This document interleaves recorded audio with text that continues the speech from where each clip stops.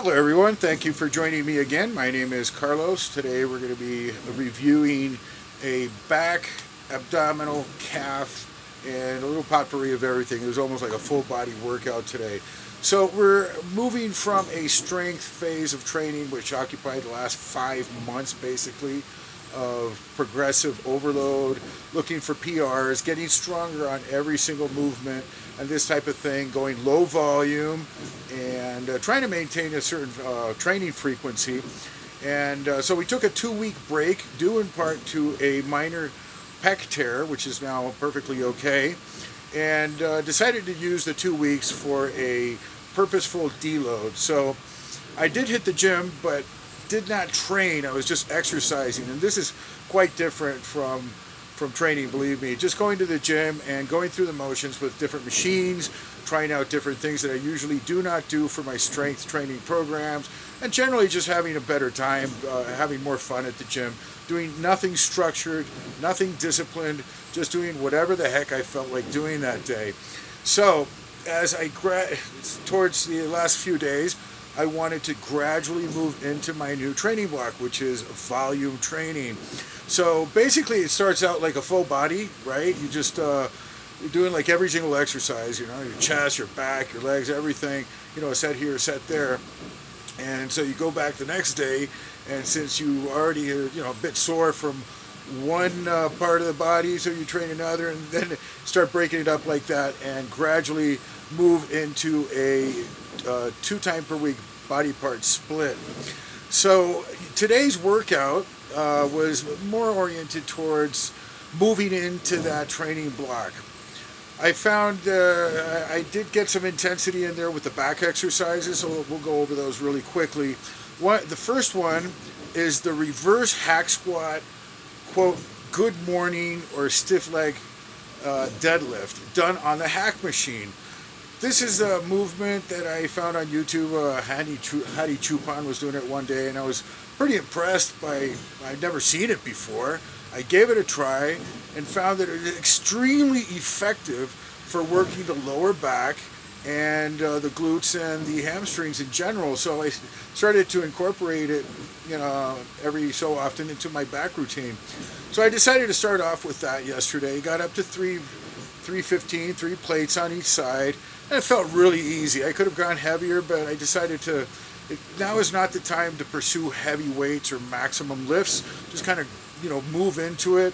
Also, I'm not doing a low volume, low reps. I'm trying to keep everything between 10 and 12 reps and just keep it generally more high volume. Also with a shorter rest period between sets. When you're going for pure strength training and PRs, 3 to 5 minute rest is what you need to recuperate for your max efforts on each and every set, especially the top set.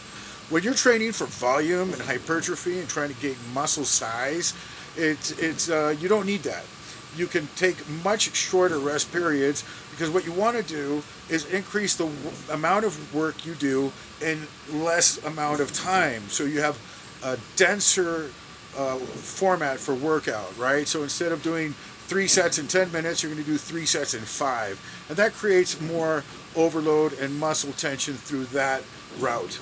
So started out with the reverse hypers, then did the Smith stiff leg deadlift, which is also an awesome exercise. I hardly see anybody do this exercise, but it is extremely effective, and it's very, how would I say it, it's like easy to do. I mean, you can put enough weight on there that it'll be difficult, like challenging for you to do, but it's still kind of a smooth exercise.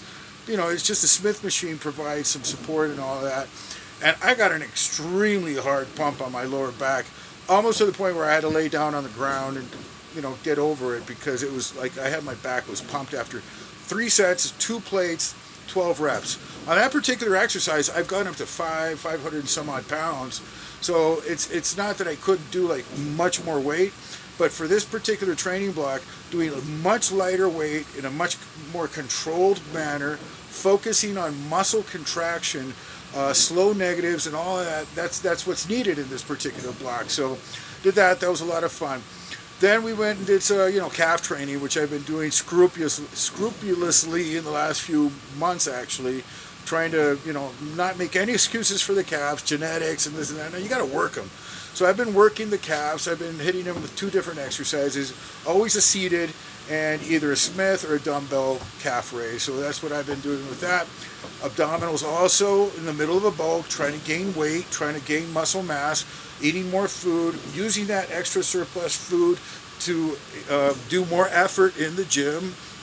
And so in that pursuit, we cannot forget about our abdominals. Yes, the abs are revealed in the kitchen. They're not made in the kitchen. You make them by training them. You still have to train the abs. I mean, I see guys that they say they never train the abs. They don't need to because, you know, and then they diet down. You can see the abs. The abs look small, okay? This is the thing. When people rely only on compound moves and diet to reveal their abs, sure, you can see the outline, but it's not the same as having that nice V taper in the ab with, you know, clear separation with the obliques and that blocky, you know, you can see the six-pack. That happens when you train the abs. I mean, you have to focus on them, train them hard, and I like to do that in the off season or in the bulking phase. Makes it a lot easier when you're dieting down, when you're, you know, obviously losing body fat, and you want to preserve as much muscle as you can.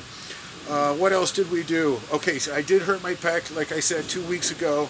So yesterday I did the machine-seated horizontal press, very light. I'm talking about like no weight. Had 40 pounds on there.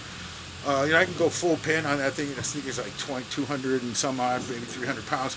I can do the full stack, but, you know, I don't want to hurt myself again, you know. So I did it very, very light, very slow. And today, like later, it was just like my body was feeling like brand new. I'm ready to bench press again. I'm still, you know, I'm going to take this month off. I'm not bench pressing for a few more weeks, even though I'm recuperated. And did some biceps preacher curls, and that was it. Overall, a very fun workout. It's always fun when it doesn't seem like work. You know, it's like, you know, I come in with a checklist and I go, okay, today you got to do, you know, 3 sets with 400 pounds. And, you know, although I love doing that, it's the sensation of having to perform and do something under compunction. You know, it's different than, hey, let's go to the gym and just work out and have a great time. You know, it's very different. Going to the gym, having a great time, just working out is fine. But that's not going to get you the goals that you really want. You have to structure your periodization training blocks to get results, right? You have to train very hard if you want to progress, especially at our age, you know, whatever age you are. If you really want to make drastic improvements to your physique, you have to train freaking hard, and you have to train smart, which means you have to design a program that is going to make you progress with your lifts in many different parameters, not just with the amount of weight you lift, how many reps you do, the form that you execute them with, the tempo. All these things need to be improved. There's an infinite amount of things that you can improve at the gym. That takes effort, it takes consistency, and it takes a progressive mindset. So that's all I have to say today about this particular session. I hope you find some value. You can find something interesting in this and use it to your own benefit. God bless everybody, and until the next time.